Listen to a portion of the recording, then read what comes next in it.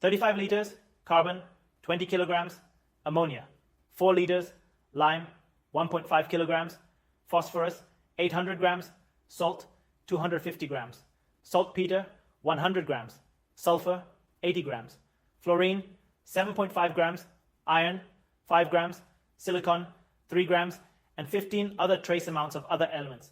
Does this sound like you? Don't you recognize yourself? I have just listed all the ingredients of your body. You could easily buy everything that's needed at your local drugstore. If we consider only the chemicals, a human is roughly 94% oxygen, carbon, and hydrogen. Out of over 100 elements, 3 doesn't sound like much, but almost all of a protein, fat, and carbohydrate molecule is made up of those 3 elements in varying quantities. If you added a little phosphorus and sulfur, you could make every protein, fat, and carbohydrate that you need to manufacture a human body. I hear you asking, that's it? You feel something is missing, don't you? You are right. Consciousness is missing from the equation. The secret sauce that makes these chemicals come into life unifies them as one distinct body and makes the body parts move in coordination. It is not really your body that makes you who you are, but your consciousness. In spite of this, you seem to identify yourself with your body and forget about your own consciousness. Do you really think you are equal to the chemicals of the body? Or the molecules, or the cells, or the organs, or your bones, or your blood? However complex the body is, it is still made up of very simple elements. Are you a shopping list? No, you are not your body. You simply identified yourself with it. The first step is to become aware of this and take a glimpse beyond your body. Scientists have been searching for this secret sauce, the source of life itself. They have been searching for it in the stomach, in the heart, and in the brain. Science operates by dissecting objects into small parts and analyzing what is inside. But once they open up a body and kill the subject of the operation, life escapes from them. So far, they have been unable to locate the source of consciousness in the body, so they deny its existence altogether, just because they cannot prove it. But isn't it their own consciousness that operates their bodies too? Doesn't the question, where is consciousness, arise in the consciousness of the scientists? Consciousness is searching for itself, and it cannot find itself because it looks outside. The only way is to stop the search, become silent, look inside, and realize yourself, because you are this consciousness and not the body. What we are trying to create is called body awareness. When you have it, it can automatically slip into pure awareness. Body awareness is about paying attention to your body and watching it work in action. The problem is that you are unconscious of your body, and that is why your consciousness is stuck in it. You have to see it from a new perspective, from outside, to be able to move beyond it. So, the first step to enlightenment is to be more conscious of your body. If you can be 100% conscious of it, you will automatically step out of it and disidentify yourself from it. Instead of denying or suppressing your body, understanding is the key. But true understanding always comes from personal experience. I will teach you a very simple but powerful practice that you can try right now. And if you liked it, you can make it a part of your everyday life. So, just sit back in your chair, relax, and take a deep breath. Pay attention to your back as it touches the chair. Feel the borderline between the chair and the back. Pinpoint the exact location where your back and the chair meet. Concentrate on this area and try to define the exact feeling that this touch causes in your body. Now start to focus on your feet and feel it touching the ground. Pinpoint the exact location where your feet and the floor meet. Exactly what kind of feeling does this touch create? Continue to keep your attention on your body. Focus on all the outer parts of your body that touch either the chair or anything else. Feel the push in all the areas at once, at the same time. Do this for a minute now. Now, ask this question to yourself, but don't try to answer it. Just watch yourself. If you observe your body and you move your body, you cannot be your body. Who or what is it that observes the body inside and outside? Who moves this body? Who are you inside this body? Give at least 1 minute to this question. And from now on, every time you do something, be more conscious of your body. Know that you are the one who is moving the body. Don't let your movements be unconscious, like usually. So, who are you really inside the body? Don't try to give a definite answer. Just feel it. I will give you some time, and then we move on. To help you kickstart your spiritual growth, I would like to show you the most effective way to differentiate your higher self from your body. It is not an easy task when they seem to be so much stuck together. The key is to become aware of the process of perception. You have to become more conscious of how your senses work and how they create an internal image of the world and your own body. The process of perception happens in 3 steps, and it is important to understand the differences between them. The world is a continuously changing and vibrating but unified field of energy. You can perceive this field with the help of your senses. To be more precise, you can sense different frequencies of the field with different senses. Our senses are so limited that we can only perceive about 1% of the total energy field. The manifest world is much more than we can perceive, but most of it is invisible for us. We invented machines to perceive a bit more of this field, like radio and X-ray. Our senses perceive this field as electronic signals. Every sense contains so-called receptors that are sensitive to a certain frequency of the field. These receptors make the first contact with the outside world in a very simple and crude way. The receptors are connected to the brain, and the input they receive are carried to the mind almost instantly. The brain is responsible to create information from the vast amount of data it receives every second. We can say that the brain is the central organ of perception, while the whole body is a sensor. The brain filters this data drastically in several steps. The less the filtering is, the more we perceive reality.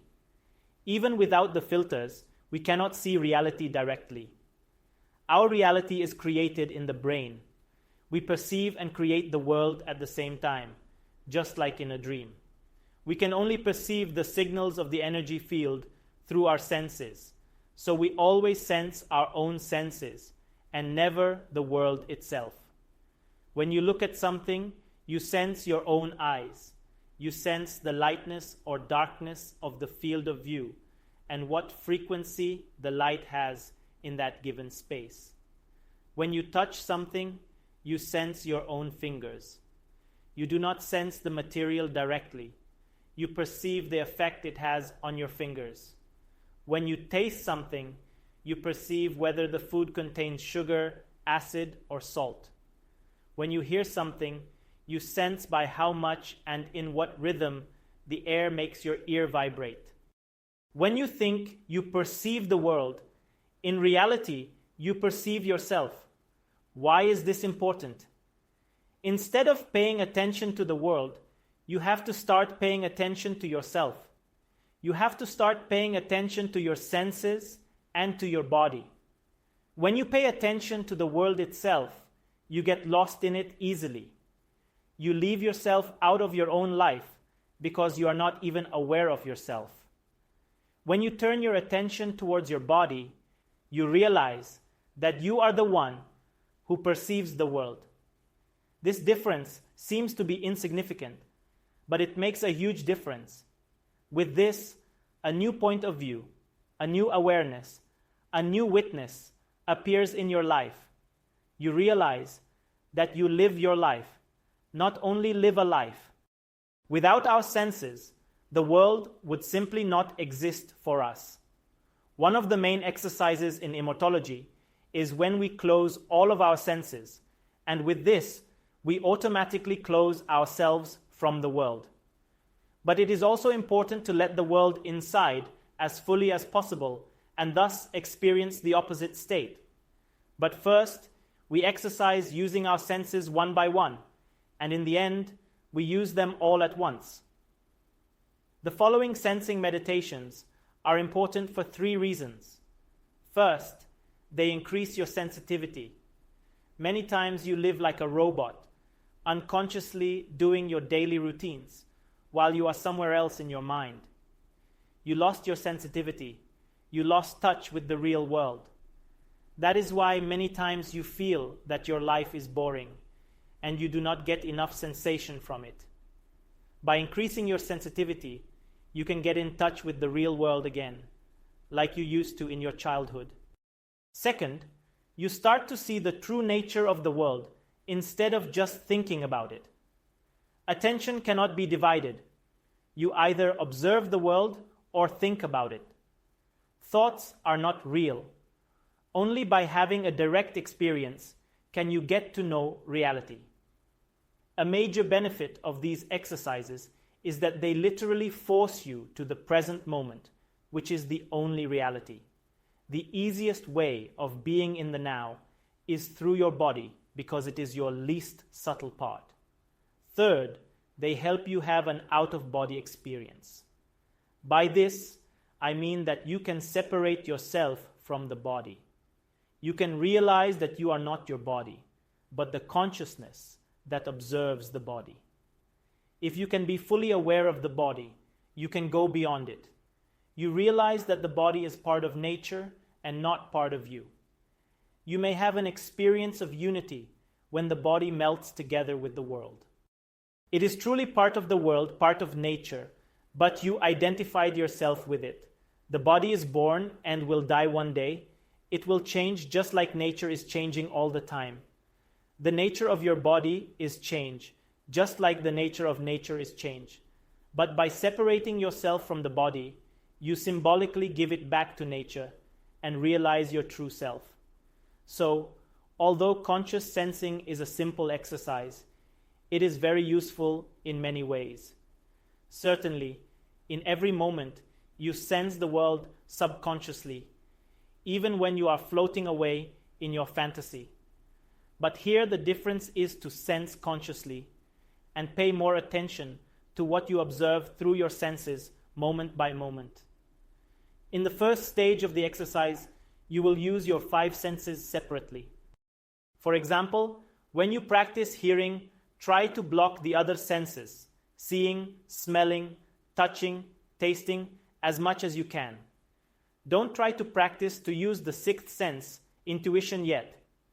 There is a separate module later just for that. In the last stage, you will use all the senses at once, and this is when you have the highest chance to have an out-of-body experience. The list of senses goes from gross to more and more subtle. Accordingly, the elements that you sense are also more and more subtle at each step. For example, you use touch to sense gross physical elements. With hearing, you perceive the invisible movements of air, and with your intuition, you can listen to the voice of God.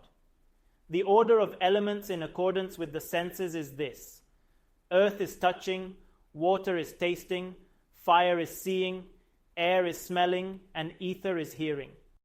For the next exercise, you have to choose a partner, and one of you will lie down on the ground on the belly. The other should take a position nearby and start massaging the back. The person giving the massage should observe the feeling in his own hands and fingers. The person receiving it should observe the sensations in the back. Remember, when you touch something, you do not really feel the thing you touch. You only feel the sensation that the touch causes in your fingers. Thus, you cannot really feel anything you touch. You can only deduct certain qualities of the object based on the sensations in your fingers. So far, you use the sense of touch to perceive the world, but now you will practice to perceive your own body with the help of touch. Feel the borders of your body. Observe where your own skin ends and where the other person's skin starts. After a while, both of you should close your eyes so you can be in complete darkness. This way, you can concentrate completely on the sense of touch. You perceive a sense of pressure or change of temperature at different parts of the dark space. These feelings are now the only things that tell you where your body ends.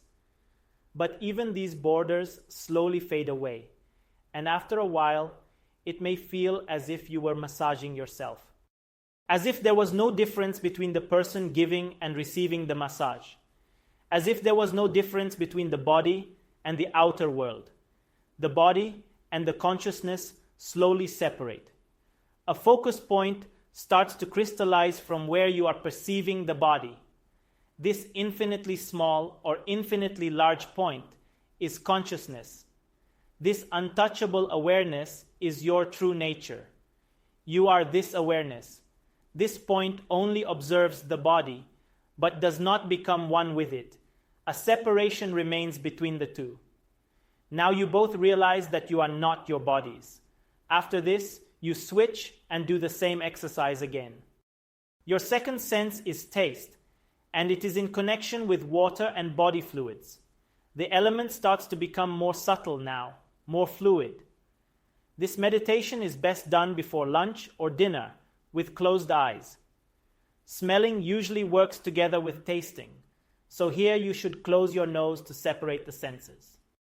There are 6 basic tastes that you will try to sense by tasting the following foods one after the other: sugar for sweetness, salt for saltiness, lemon juice for sourness, lemon peel for bitterness, soy sauce for the taste of piquant, and finally, paprika for spiciness.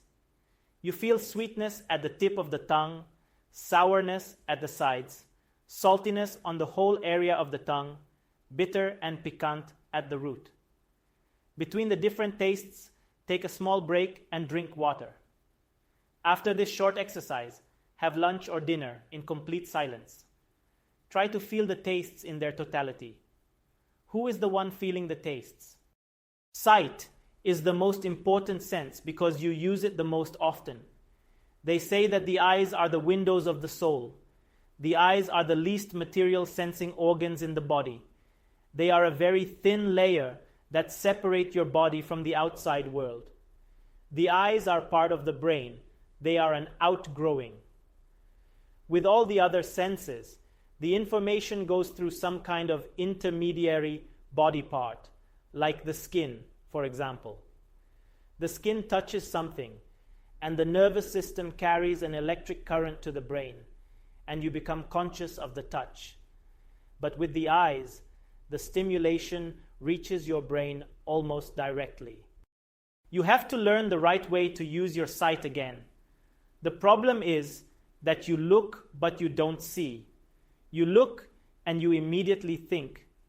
Ordinary people see only when they see something for the very first time. When they see something so beautiful, amazing, or strange, that thinking stops for a moment. When they see something they haven't seen before, haven't known before. Did this ever happen to you?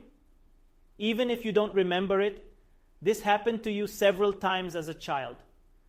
After you were born, you didn't see anything. Your eyes were not even functioning yet. Soon, you opened your eyes, and a whole new world was revealed to you.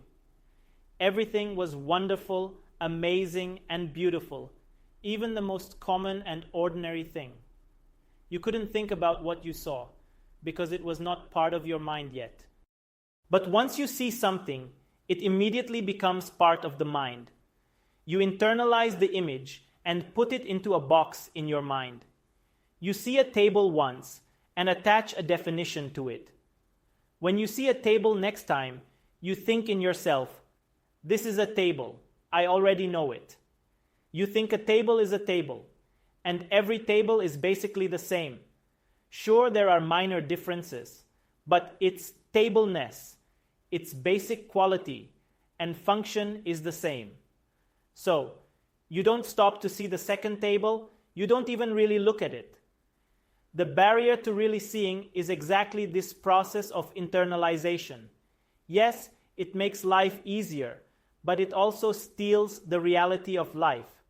Actually, one table is immensely different from the other if you can forget for a moment that it is a table. If you stop internalizing and defining, you only see forms and colors, nothing else.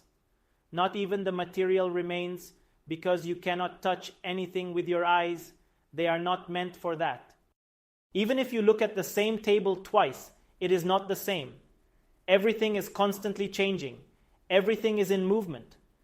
What you see one day is different the next day. It is already different in the next moment. You look at the table first and you close your eyes. When you open your eyes again, the table already changed.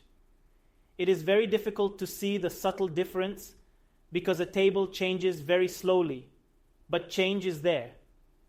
You go on complaining that your life is boring, that everything is always the same. This is because you are living in your mind, among the images that you internalized. In fact, nothing is ever the same, but you don't realize this because you don't really see. You just look and think. You not only internalize and think, but judge, infer, and imagine as well. These all have to be stopped to gain back your sight. For example, when you look at the moon, you see only a circle. You were taught that the moon is a sphere, so you instantly imagine a sphere. Your mind adds this information unconsciously. You have never been to the moon. You have never seen the other side. But this knowledge was conditioned so much, told so much, that you believe it totally without any doubts. Imagination creates reality, and when you look up, you see a sphere and not a circle. But really, your eyes see only the circle and nothing else. This exercise teaches you to see the circle, to see what really is in front of your eyes. Nothing more and nothing less. The same is true for your body. When you look at your palm, you don't see the back of your hand. You only infer that it is there. Only when you turn your hand can you see with your eyes that it is really there. However, you immediately lose sight of the palm, but you still unconsciously infer that it is still there. Where would have it disappeared? It was there before you turned your hand, and if you turn it again, it will be there again. But you cannot see your palm and the back of the hand at the same time. It is impossible. This exercise teaches you to forget imagination, inference, and presuppositions, to see and only see. The essence is to look at everything as if you were looking for the first time. Then you will not only look but really see as well. You have to use your eyes like children and forget about the mental definitions. Your eyes can perceive only forms, shades, and colors. So, concentrate only on these three and try to see every little detail. Great painters know this secret. That is why they can recreate reality on a canvas. They know that real seeing is the key, and the movements of the hand are only secondary. The fourth element is air, which is the most subtle among the physical elements. In the air, only the essence is left after we burn some material in the fire. While the material burns, it separates into two parts. One part goes to the earth, the other part goes to the sky. The earthly, heavy, material part returns and dissolves in the earth. The light, the essential, the subtle part returns and dissolves in the sky. We also separate the same way when we die. The body returns to the earth. The soul returns to the sky. Soul is like the smell of consciousness. But this smell only lasts for a few seconds before it gets dissolved into universal consciousness. The most obvious way to practice smelling is before eating. Place a small amount of food in your spoon or fork, put it close to your mouth, and close your eyes. Then, take a deep breath through your nose and feel the scent as much as possible. Try to differentiate the ingredients of the food based only on their smell. Forget the food itself. Concentrate only on the scent.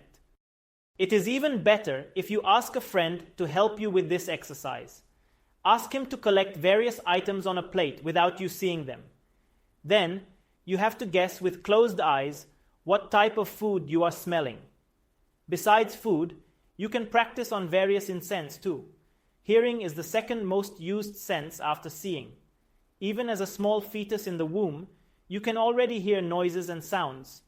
Hearing is always connected with movement because sound is created when something moves and creates vibrations in the air that you can perceive. You are surrounded by various sounds all day long, but you pay little attention to them. But consciously listening to the sounds is one of the most effective techniques to bring you to the present moment. Do you hear the birds chirping outside when you are listening to me? If not, what other noises do you hear? Your environment almost always contains some kind of noise or sound. Complete silence is very rare. You have to become more sensitive to these sounds. Notice them continuously. First, it is easier to try with all other senses closed, and later you can practice in normal situations during everyday life. Sit down or lie down and close your eyes. Take a deep breath, relax your muscles, and become silent. Start noticing the sounds and noises around you. From which direction do they come from? How far away is their source? What could cause the sound? What is happening? After a while, stop guessing and focus on simply sensing. Don't guess what is happening. Don't infer anything. Don't start thinking. This is very important. Concentrate on the pure sensation of hearing itself. You will soon realize that you are the center of every sound. All the sounds that you are hearing meet in your center. Your center is completely silent. Otherwise, you couldn't hear anything from the noise inside. You can only hear sound when there is silence in the background. You can only see light with darkness behind. Focus on this center, because this silent center is you. When you practice the sensing exercises above, you should separate each sense as much as possible. When you look, plug your ears. When you hear, close your eyes. When you feel that each sense has come alive, try to combine them together. The only possibility to use all your senses at once is through eating. Prepare a delicious meal and put on some nice music. Sit down alone at a time and place where nobody disturbs you. Close your eyes and listen to the music carefully. Try to separate each tone, each instrument, and each melody. Then hear the music again as one and slowly open your eyes. Look at the food carefully, see every detail, and see the whole picture too. But don't forget about listening to the music in the meantime. At this stage, you are already using two senses at once. Don't start eating until you can both listen and see. Then, grab your fork slowly and graciously. Concentrate on the moment when your hand touches the fork. Feel the feeling in your fingers.